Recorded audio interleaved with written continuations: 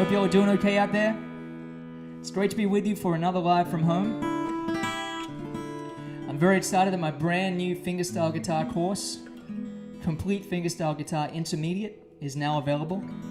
So we're going to be talking about that a little during this stream. But I'm going to start off with a song. This is a brand new composition of mine I have not recorded yet. I hope you enjoy it.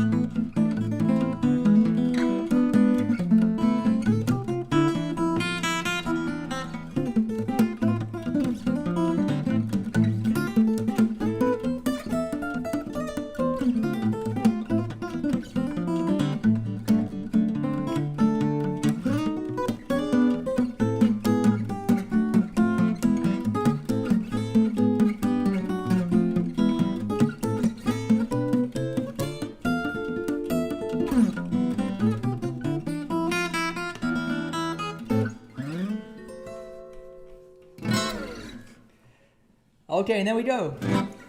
I'm tentatively calling that song The Rush right now, so let me know if you like that name. Nice to see people tuning in from all over the place. I always love knowing where you're from, so please leave a comment. Let us know. Jerry says he's tuning in from Kentucky. Charlie's tuning in from London. Have you ever learned Stormy Monday? Not really a version that I can play right now, but I've played that in blues bands before. It's a great tune. So I have a brand new course that just launched. It's called Complete Fingerstyle Guitar. And we launched the beginner course last month. And this month we have the intermediate course available. And it's at a huge discount. It's 92% off. So it should only be about $10. If you're in the US, and if you're, it scales in different parts of the world to a slightly different price, but it's about $10. So it's a, it's reduced from $150, I think. So it's about 92% off, which is pretty cool. So click the link; it should be here somewhere, and grab that course while it's at its lowest price if you're interested in learning fingerstyle guitar.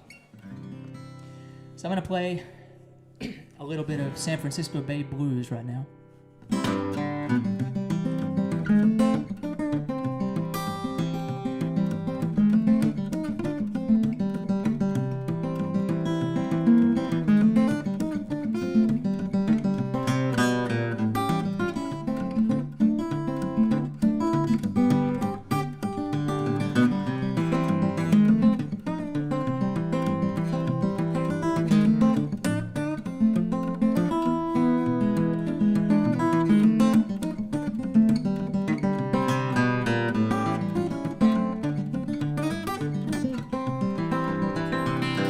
Got the blues when my baby left me by San Francisco Bay.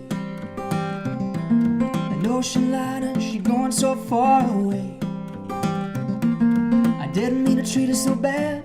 She was the best girl I ever had. Said goodbye like to make me cry. I wanna lay down and die. I haven't got a nickel and I ain't got a lousy dime. She don't come back, think I'm gonna lose my mind. But if she ever come back to stay, it's gonna be another brand new day. Walking with my baby down by the San Francisco Bay.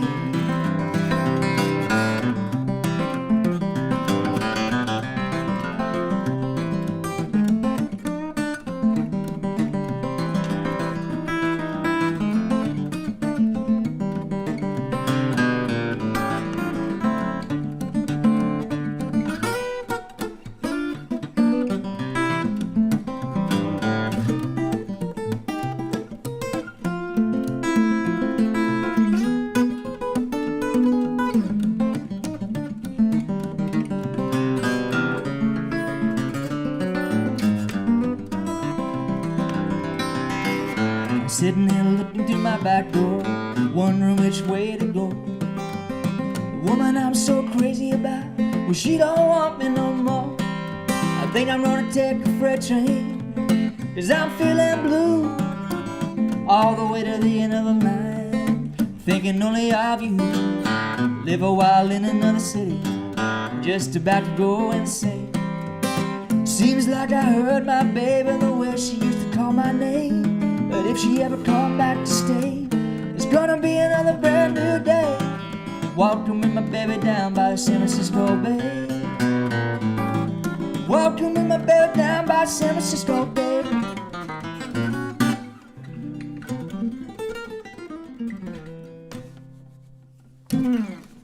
There we go. That song, of course, was written by the great Jesse Fuller. And I learned it from listening to Ramblin' Jack Elliott, who had the pleasure of meeting a few times. And Ramblin' Jack is a legend, absolute legend. He was hanging around in New York around the time Bob Dylan was coming up and showed Bob, how to play. And he was a mentor to Bob Dylan, who just turned 80 years old a few days ago, I believe. Speaking of which, I turned 30 years old just a few days ago. What was it, 4 days ago? 25th of May is my birthday. I'm a Gemini. And had a wonderful birthday. I'm in Quebec City at the moment. My fiance is from here and lives here, and so I'm up here visiting. We have a visa processing for her to come to Nashville, which is where I currently live, and just enjoying the summer weather up here. It's really beautiful. So I hope you all are having a great Memorial Day weekend out there, down in the U.S. and throughout the world. I hope all is well wherever you are. So I'd like to play a little instrumental rendition of a great song by the Beatles.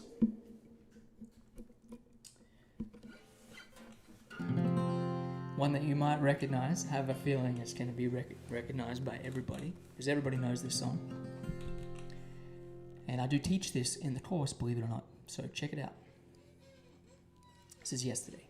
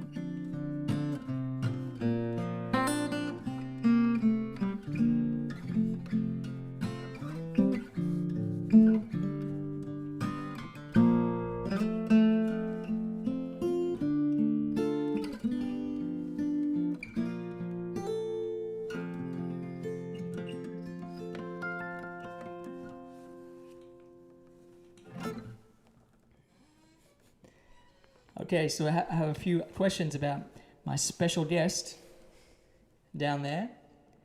His name is Mr. Rabbit, but in French, which I can't pronounce it properly. I apologize in advance. Monsieur Le Pen. Is that right? Not bad.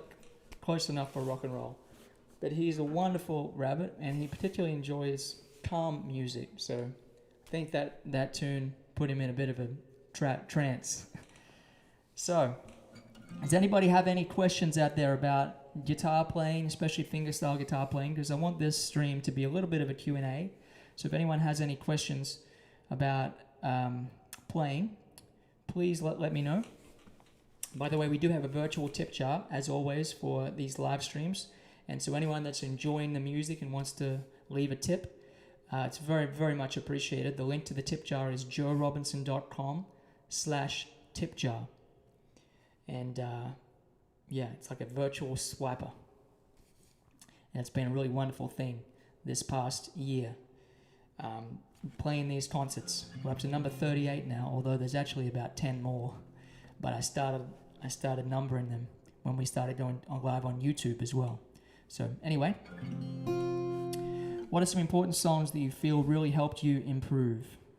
That is a great question, because I'm all about repertoire. I think the thing with fingerstyle guitar playing is once you've learned a few really important classic songs, it becomes easier and easier to learn more and more. And it's kind of like each song gives you different patterns to play, different finger combinations. And so it's like cross-training in that you have the ability, you get the ability to play all these different songs and all these different patterns and whatnot. So the first songs I started with were Freight Train, with regard to fingerstyle playing, that is, which sounds like this.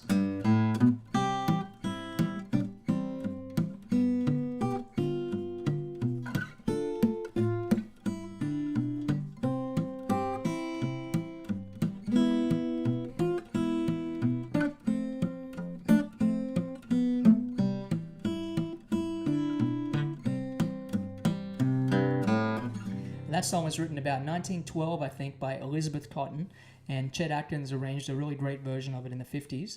And it's just a great fingerstyle song. There's only a few chords in it, and I teach that in the beginner Udemy course that is actually also 92% off for the next few days. So check that out if you want to learn that song. Then I learned pretty soon after that Windy and Warm, which sounds like this.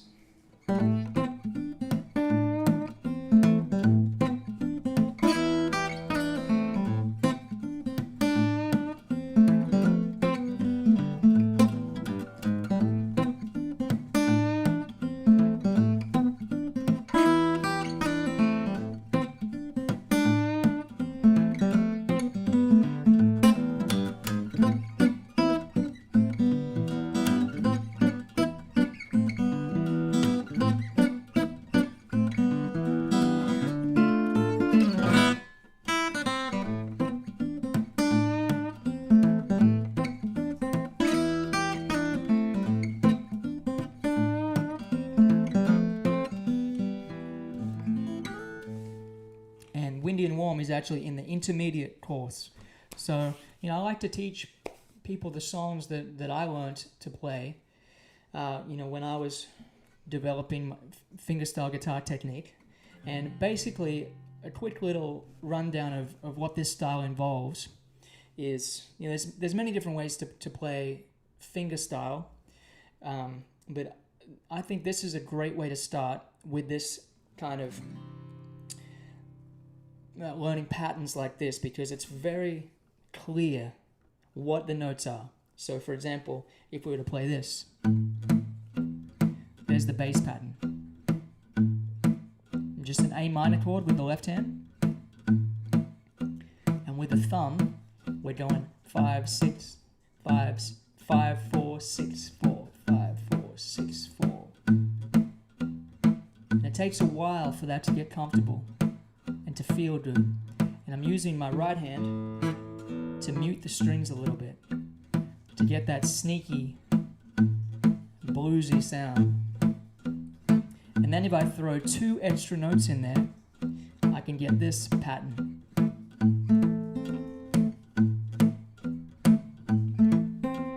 So all I'm doing is throwing in 2 notes between the bass notes.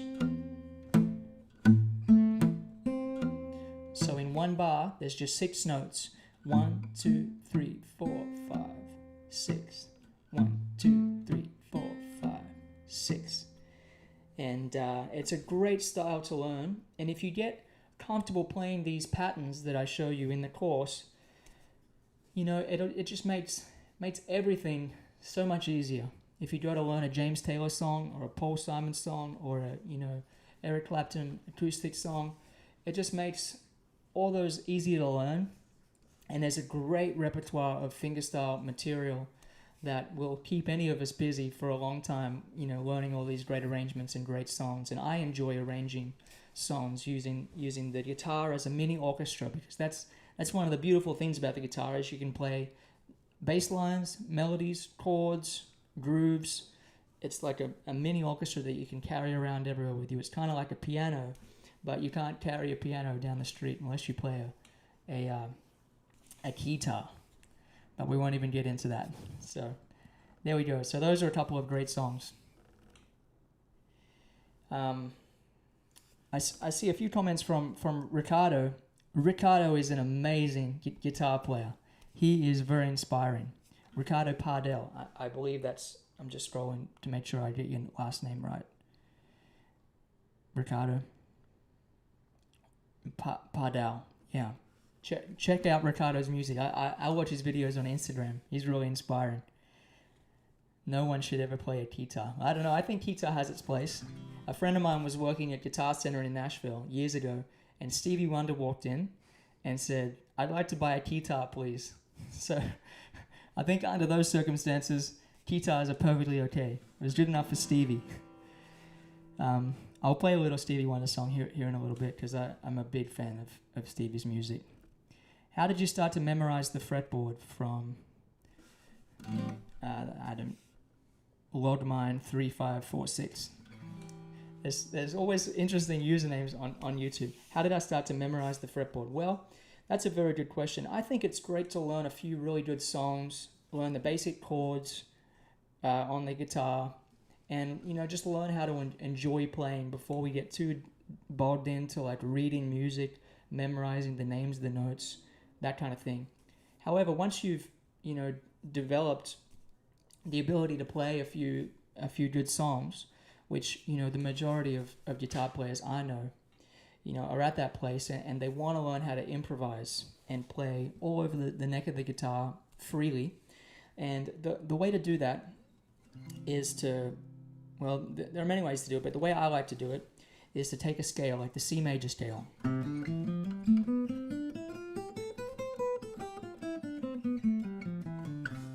Now, learning that scale, if you've never played a scale before, it's going to take a while. So even just spending a week playing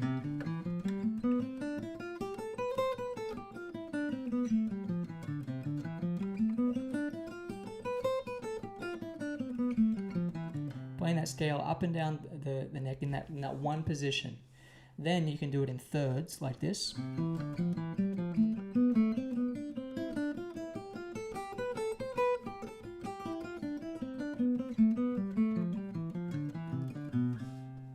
And the thing about the guitar is there's the C major scale. If you want to play the D major scale, you just move it up a whole step.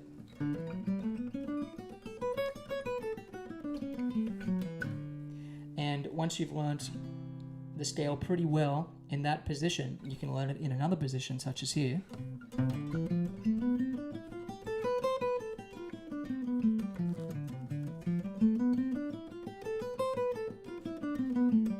And then in thirds.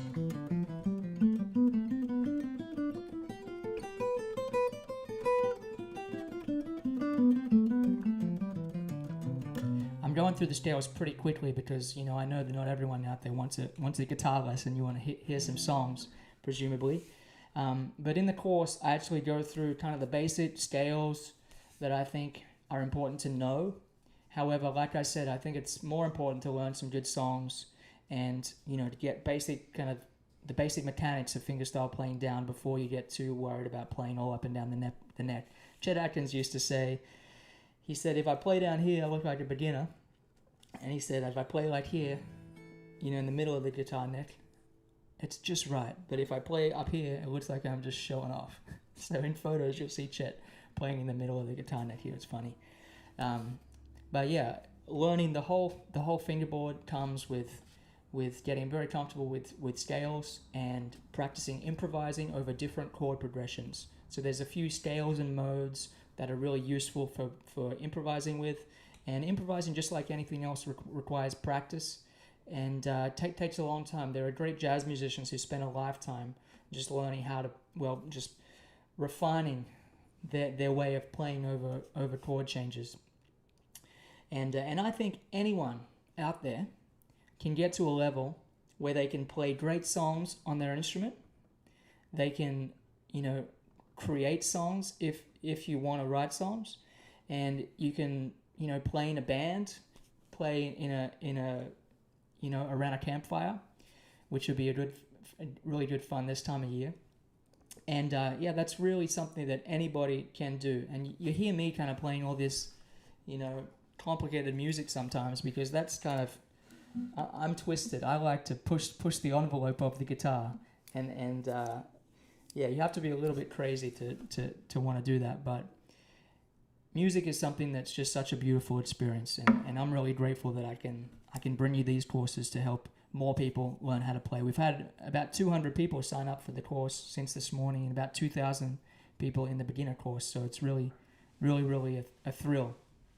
And I'm glad that we can offer it at such a discount to celebrate the launch of the course. So anyway, I'm gonna play some more music now, and then I'll come back to a few more questions. Here's a little bit of Doc Watson playing Doc's guitar, which is another tune I play in the course.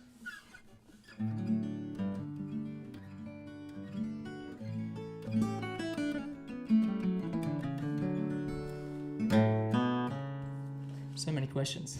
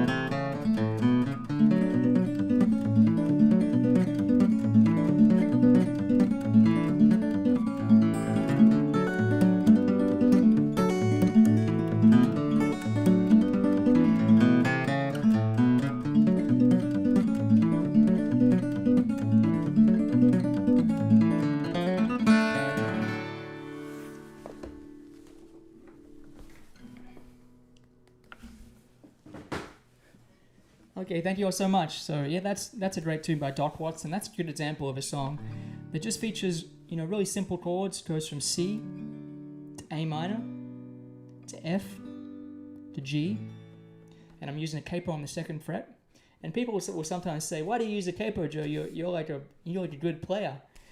Aren't capos just for people who don't know how to play bar chords or whatnot? A capos are really great because you can play open strings all over the guitar.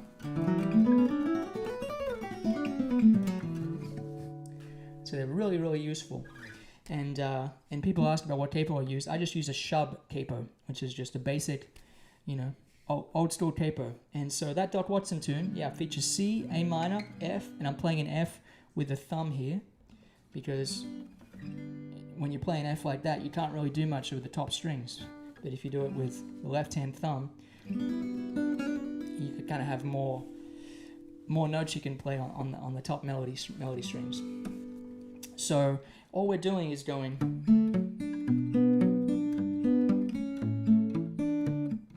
It's just 1, 2, 3, 4, 1, 2, 3, 4. It's just that little pattern. The tricky thing is getting the pattern to be really even and to feel good and to be really natural.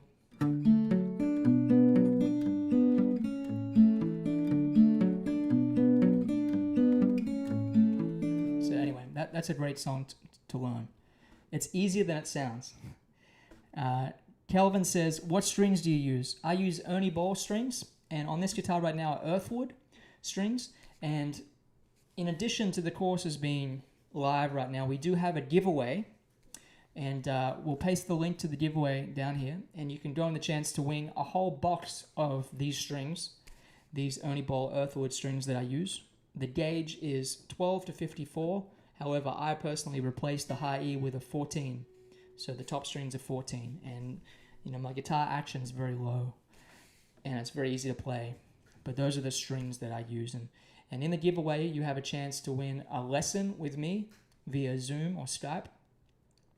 And you also have a chance to win a Boss RC1 loop pedal, a whole box of Ernie Ball strings, and there's some other prizes, such as a signed copy of my latest album Borders on vinyl, and some CDs as well. So put your name in the draw for that if you'd like. Okay.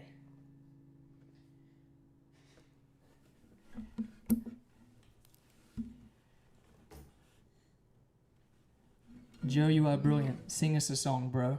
Okay.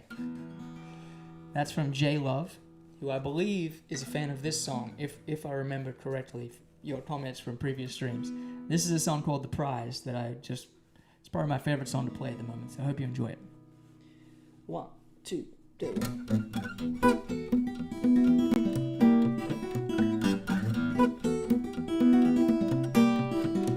I had a one-way conversation with me, myself, and I about the way we've been living. Can't imagine why. To get to where we're going, it's a cloudy compromise. You're mistaken if you think I'm taking my eyes off the prize.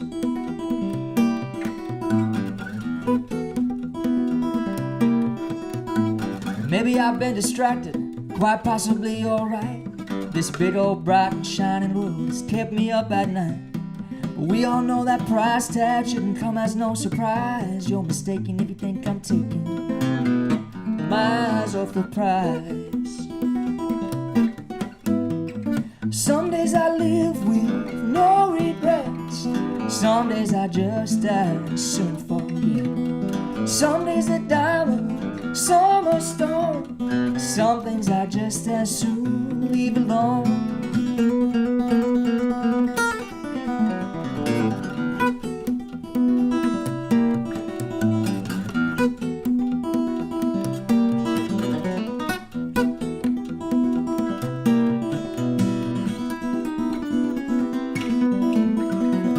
So where does all this leave me? I can't really say I know. I got more questions than answers, quite a ways to go. I can't let that deter me. This I realize. You're mistaken if you think I'm taking my eyes off the prize. Some days I live with no regrets. Some days I just as soon forget. Some days a diamond, some a stone. Some things I just as soon leave alone.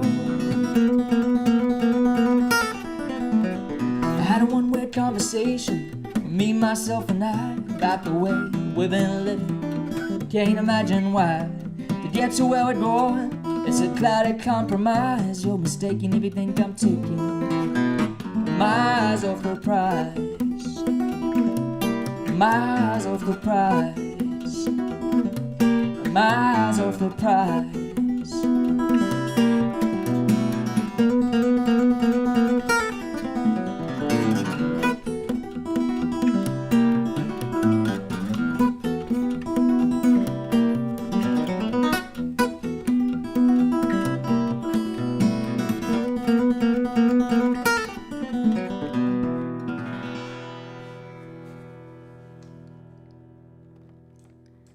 Good fun.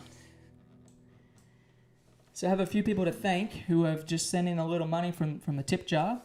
I wanted to mention a few people by name just to say a big thank you. Thank you to Keith McCauley. Thank you to Charlie. Thank you to Jose. And thank you to Jim. So anybody who enjoys the streams and would like to send in a little tip, The tip jar link is joerobinson.com/tipjar, TIPJAR. And there should be, the link there in the chat somewhere. So Dennis says, how do you finger pick with no right hand nails? Do you ever hybrid pick? That's a great question. I think that nails sound excellent on a nylon string guitar. And I can't get that same sound with just the pads of my fingers on a nylon string guitar. But on a steel string guitar, I find that the steel strings just tear into the fingernails. And I've actually never played with fingernails, so I just use the pads of my fingers, and I like the way that sounds.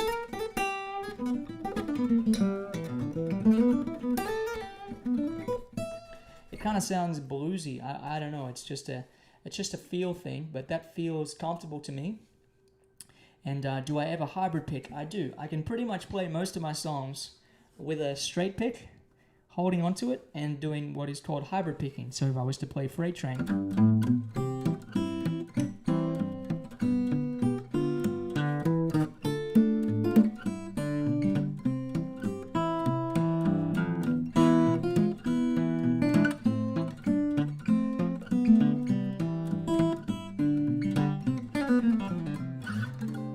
so you can kind of still play, those songs with a straight pick if you get used to hybrid picking. However, it doesn't have the same feel or sound as using a thumb pick. So that's why I love to use a thumb pick. And if you don't like to use a thumb pick and you want to just use your thumb or your thumbnail for playing fingerstyle, I'm all good with that. That's no problem at all.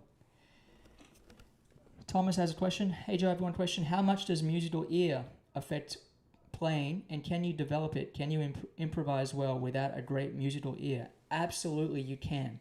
My ear is not particularly good at all, and it kind of bothers me that people have the impression these days that you need to have like close to perfect pitch to be a good musician, and that's just not true.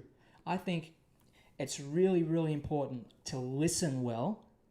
So to listen to the sound you're making from your instrument, that is the most important type of ear training. That is what a musical ear is being able to listen and hear the tone you're pulling out of the instrument. After that, am I in time? Am I in tune? Once you get used to recording yourself and listening back to yourself, you'll hear, your dynamics, your timing, and, just the flow of what you're playing, and you can work on improving your playing.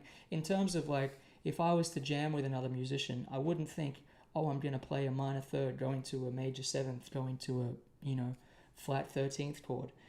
Like, it just becomes a feel thing. And the most important ear training skills are being able to play, play well and make a good musical sound.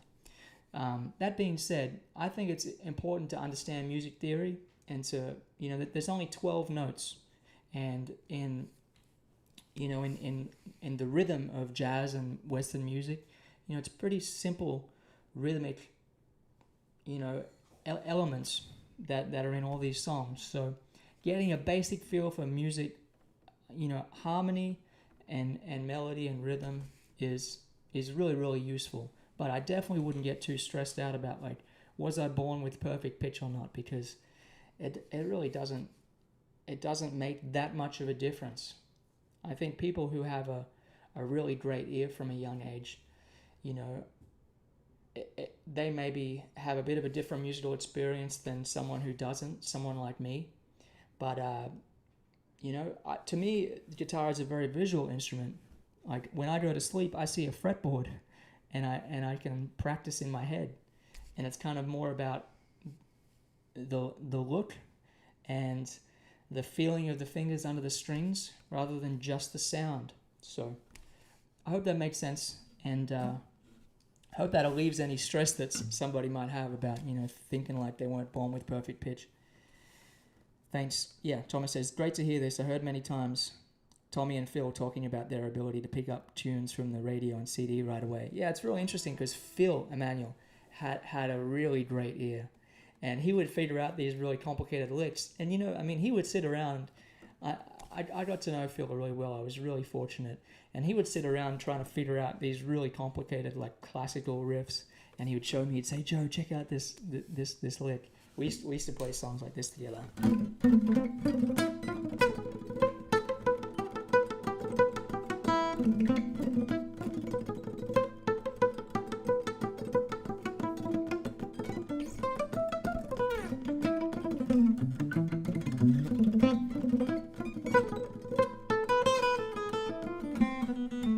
My best Phil Emmanuel story is when I took Marcus Hill and Bernard Harris over to Australia, and they're a great, rhythm section. Marcus is from Memphis and Bernard Harris is from North Carolina. And we went to Phil Emmanuel's house. I said, "Do you mind if we, make a pit stop on the way to the show tonight?" And they said, "Sure." We went to Phil's house, and Phil had, this house full of pythons. So he had probably 50 pythons in cages. And, he wanted to kind of shock the American musicians a little bit. So he pulled out some rats and was smashing them on the counter. And then he'd throw them in the middle of the living room. And all these snakes would, feast on the rat carcass. Anyway, we won't go into that. But Phil Emmanuel, he would sit around and figure out these songs. And he had, Tommy always said that Phil had the best ear. But I think the important thing to remember is back when they were coming up, and I talked to a lot of, musicians who came up in that era, they'll say that there was no, like tabs in the guitar magazine. There were certainly no YouTube videos, hardly any videos of guitarists playing. So you'd hear a song on the radio, and you'd have your guitar, and the basic chords, and you'd have to kind of figure it out by ear. So if there was no other way than to do that, then you get pretty good at it. But I don't think it's anything to stress over. I think it's more important to just play in tune and in time and with good feel. So anyway, I'm just reading through a few of these comments. Cole says, "What is the most important thing to take away from your courses?" Well, hopefully you are inspired to play music. That's really my goal, is to just show you how much fun music can be and show you a step-by-step path into how you can develop, the musical skills that will allow you to express yourself. So there's a few, I think, key principal takeaways. One is the key to good technique is being relaxed. This is like the fundamental principle of playing the guitar. Trying to have the left hand be really relaxed and the right hand be really relaxed. Even if you're playing, complicated music, even if you're playing patterns that you've never played before, staying relaxed is absolutely essential. And if you play with tension, the longer you do that, the harder it is to break that habit. So if you can develop the habit of playing with a really relaxed technique, that is that is one of the most important things about playing the guitar. And I hope that, a lot of people will hear someone like Tommy Emmanuel or Chet Atkins or Mel Travis or James Taylor or me play, fingerstyle guitar pieces, and it's kind of overwhelming to hear all these notes going by in a flurry and all these melodies. And, we love sitting around and figuring out intricate things to play on our instrument. And so when a listener hears that, hopefully that, you can just appreciate the musicality of it, the melodies and the chords and, the skill as well. But what I want to do in these courses or with any, with any of my teaching is just show you that it's really just a few simple ideas. It's a few simple patterns that that are underneath most of what I play with regard to fingerstyle guitar. So this pattern is key no matter whether I'm playing Streets of London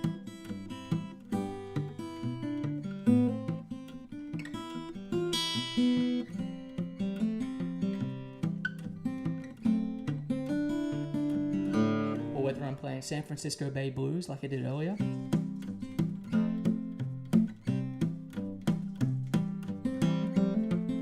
Same pattern.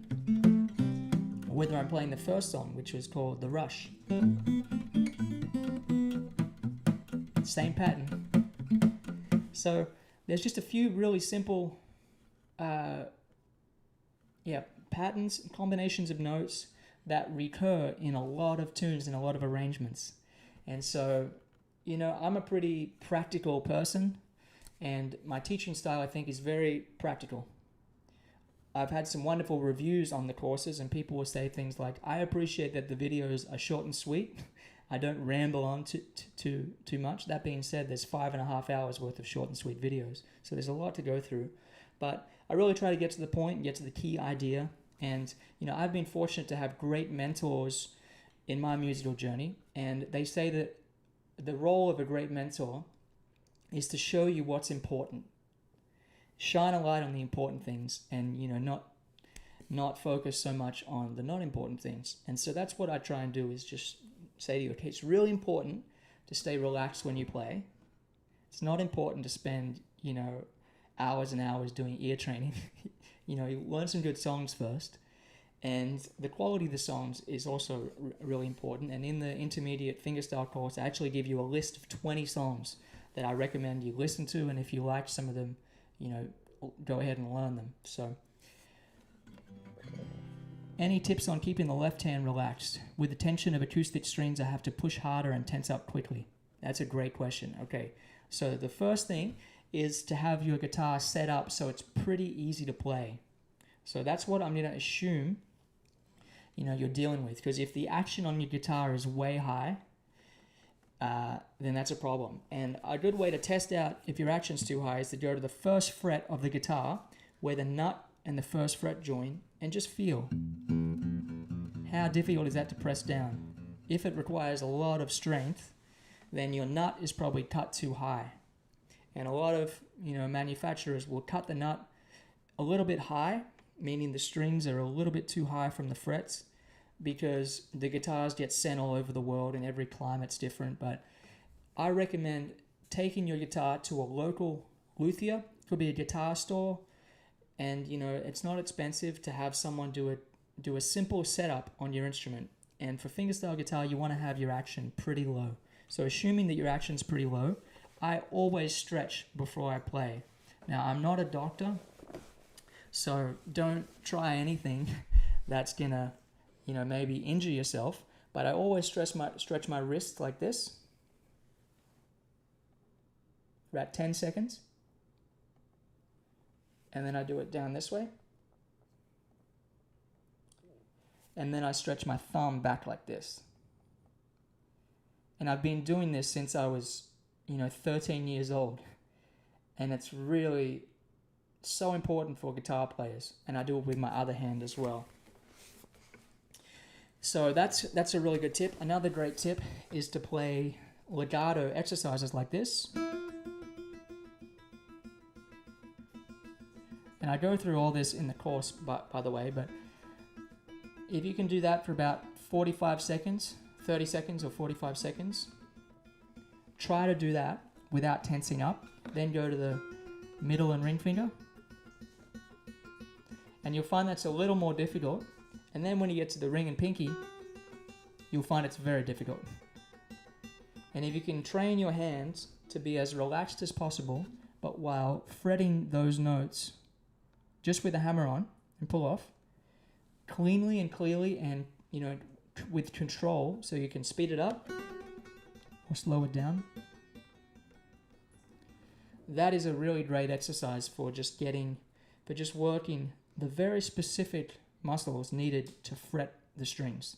And from there, you want to play with as little, like the minimum amount of force to fret the notes cleanly. And it gets trickier because with the right hand, you want to be able to play loud or whisper quiet and have the left hand just hold down the fort. Just play with perfect relaxed technique. And so that's really, I think, the key to developing good guitar technique. And I see a lot of people who send me videos of them playing and ask for critique, feedback. And I'll say, your left hand seems a little bit tense, because it requires a lot of strength to play fingerstyle guitar well. So if you can work on those things, always stretching before you play, doing those legato, hammer and pull-off exercises, and just being really conscious of trying to relax the hand as much as possible, I think that's really gonna help.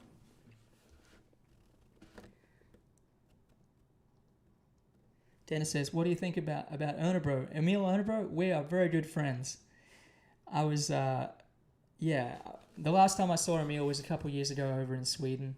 And, spent a good amount of time with him, and we played a lot of music together. And he's a wonderful player and a wonderful person. And his guitar site, Pro Guitar, is really great as well. So I'm just scrolling down here to some comments. I'm going to play a little more music, but I see we're not losing any viewers, so I'm glad you're enjoying me talking about the mechanics of playing guitar. Travis picking the exercises, please. Well, that's basically what the course is about, and I actually gave some of those earlier in the video, so you can go back and check those out. So just a few more people who have thrown in a little money in the tip jar. We have Thomas Edison, which I really wish said Thomas Edison, but thank you so much, Thomas. Thank you to Harm von Lintig. Thank you to Enrico. And the tip jar link is joerobinson.com/tipjar, TIPJAR. Thank you to anybody who feels compelled to leave a tip if you enjoy the music. And if you enjoy the way I teach, check out the new course we have, Fingerstyle Guitar Intermediate. Sean Landers says, Joe, what kind of thumb pick do you use? I use a Dunlop Medium. So this is just, probably the most commonly found thumb pick, and I don't file it down or anything. People ask me that all the time, do you file it down? I just use it, straight out of the bag. However, I'll buy a bag of, 5 or a bag of 12, and I'll find that about 30% of them fit really nicely, and then 30% will fit when the weather's different. Because, the size of your thumb changes a little bit depending on how much salt you've had and whatnot. But I just use a Dunlop Medium, and, depending on the size of your thumb, you might try a Dunlop Large.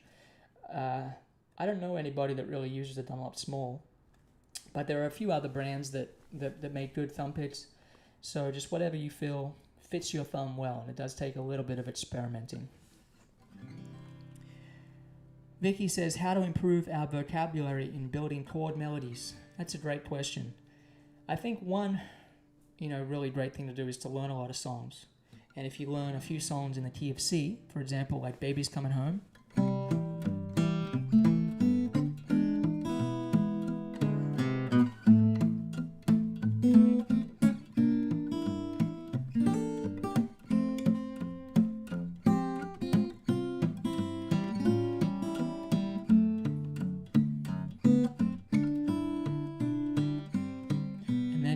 Freight Train,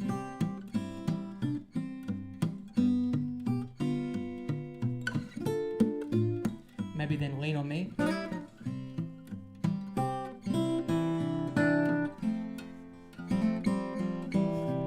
just trying to think of a few songs in the key of C.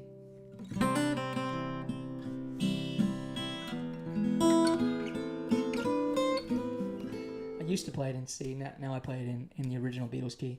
But if you learn a few songs in one key, then you kind of see how certain melodies will be over certain chords.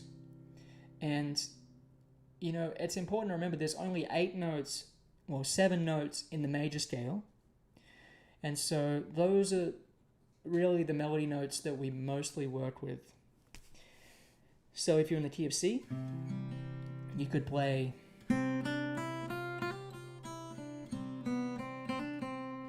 over the A minor, you could play the same melody.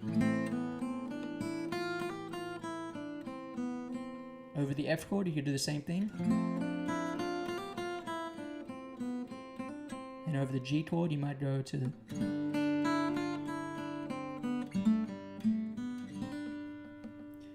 and then the trick is to kind of find something that's unique and that's catchy and that sounds musical. But basically finding the different ways to play melodies within a chord, I think, is a good place to start. And another great idea is playing scales in thirds using double stops like this. So for the C major scale, you play.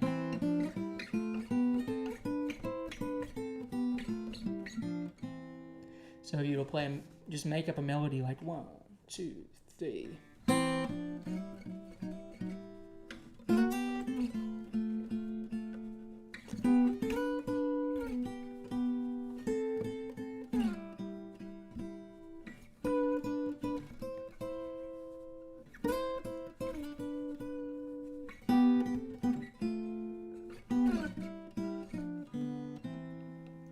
That's a really great way to get used to playing melodies with some chordal elements, because the next step from there is kind of going like this.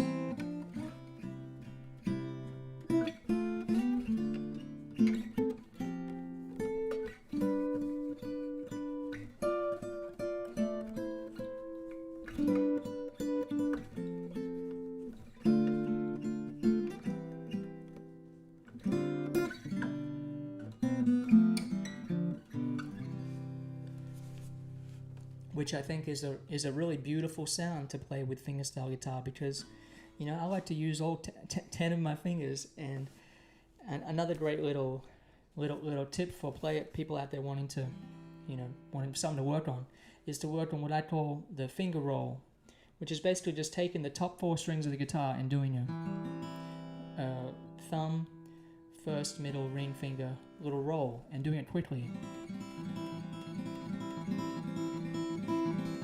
Go to an F chord,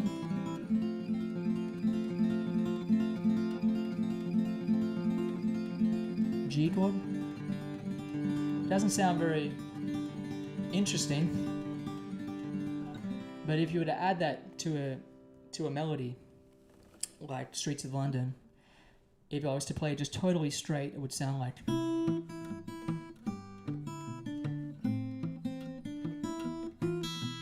But if I was to add those finger rolls to accentuate the melody, it sounds like this.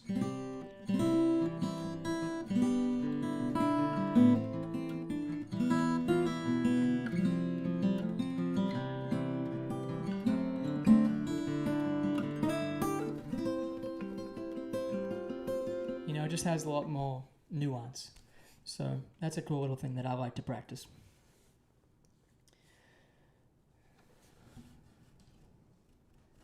Good fun.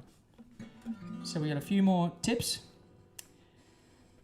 Toby Rudd, thank you so much, Toby. Leanne, thank you, Leanne. Timothy Nelson, Ronan, thank you, Sean Landers, and thank you, Scott Thompson. Anyone who wants to contribute to the tip jar, the tip jar link is joerobinson.com/tipjar, TIPJAR.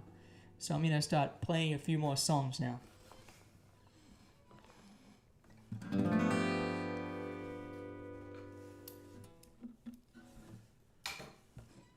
I think I'll sing one.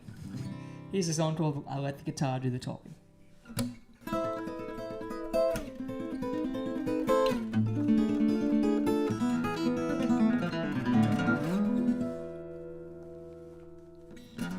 I saw her from across the room, and I should not look away, but I knew that all too soon I'd get on the stage and play. She was paying me no mind, just laughing with her friends, and I knew I had to make my move, or I might never see her again. So I let the guitar do the talking, 'cause it knew just what to say, with a smooth melody and the bass a-walking. She started walking my way.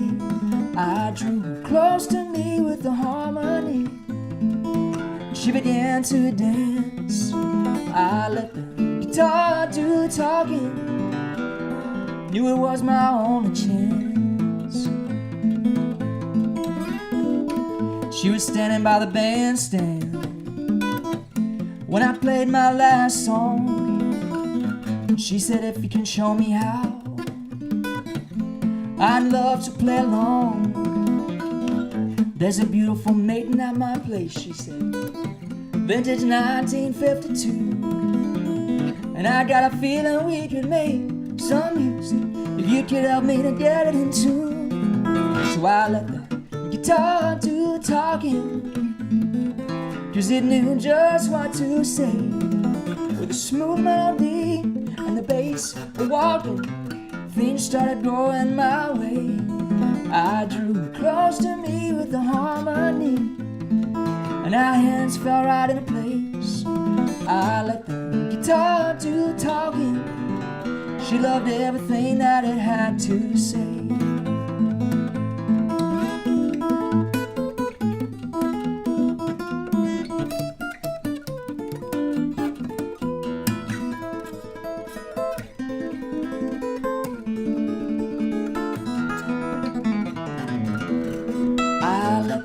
Guitar do the talking, and it said a sweet goodbye.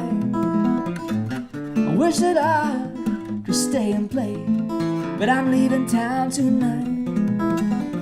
Another show on down the road, and it all begins again. I let the guitar do the talking. Another town, another friend. I saw her from across the room, and I could not look away, but I knew that all too soon I'd get on the stage and play.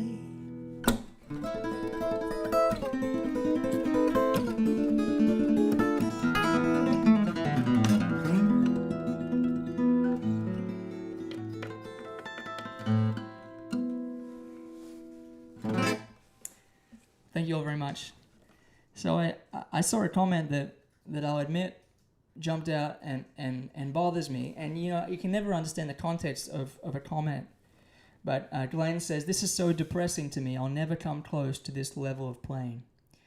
And, you know, maybe you were saying that tongue-in-cheek, like, you know, I totally get it when someone says, "Joe, I just like to play, you know, simple songs. Like, I don't need to be fussed with playing all this, you know, crazy, you know, difficult music that you seem to like pushing yourself to play." But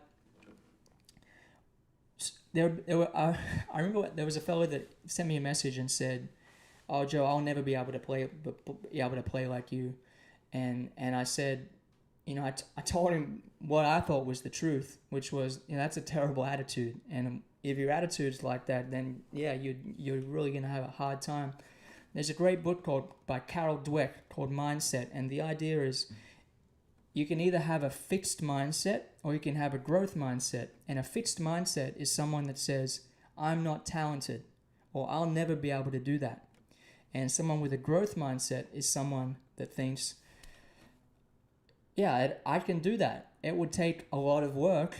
You know, you don't need to deny that fact. It will take, you know, obsessive practice. But, you know, what I'm trying to get at is anyone can just play nice songs and great music. You don't need to be obsessed with it to do that. You just need to practice a little bit, you know, each day for a little while, and then you'll have music to carry with you your whole life. But that's why it bothers me when people say, you know, use that word talent, because if you take a young person and you say, "You are so talented," then that person is going to be afraid to keep trying, because they're not going to live up to that idea that they're gifted, because you know, it's not quite true. But if you say to a young person, "Wow, that's really impressive.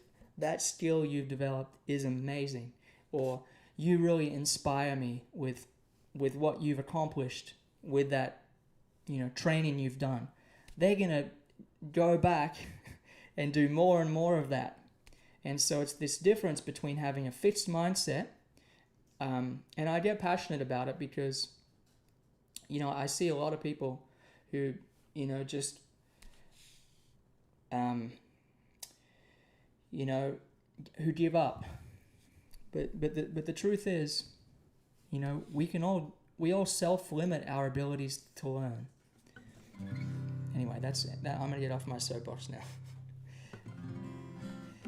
I agree there, says Cole. Yeah, learn even a bit of guitar and no one can ever take that away from you. Yeah, you even become better at listening to music. You know, you can just appreciate music differently. I think I'm really grateful that I learned a little music in high school and I had a really great high school music teacher. And I really feel for anyone that didn't have that experience. That being said, you know, we have the internet these days and it's so easy to learn. Well, it's easier than ever to learn an instrument. So I'm going to play one more song and wrap it up, you all. But thank you so much for being with us today. This was a bit of a different live stream. It's live from home number 38 and a bit of a Q&A session. And thank you to anybody who's thrown a little money in the tip jar. Thank you to Ali Francis and John Engel, our most recent tippers. The tip jar link is joerobinson.com/tipjar, TIPJAR. And if you're a guitar player interested in learning more about how to play fingerstyle, you can grab my new course, Complete Fingerstyle Guitar Intermediate, and my other new course, the beginner version. They're both on a huge sale for the next few days only, 92% off. It's about $10 for 5 hours worth of footage, step-by-step process with tabs and everything. So I hope you'll check that out. And if you have any questions on the material as you're going through the course, there's a section of the course where you can send me a message, and I get on there every day and reply to any questions people might have. So good luck with your playing, and I'm going to finish up with a song. I'm trying to think of what it might be. I'm gonna finish up with an original song of mine. This is called Strutting It.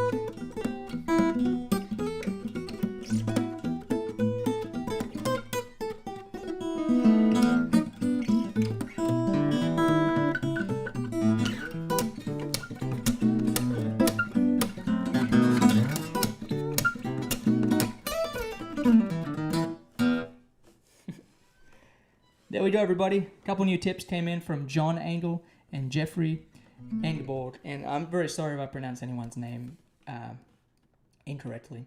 Thanks again for listening, everybody, and take good care. I hope you have a great rest of your weekend, and happy Memorial Day to everybody in the U.S. Cheers.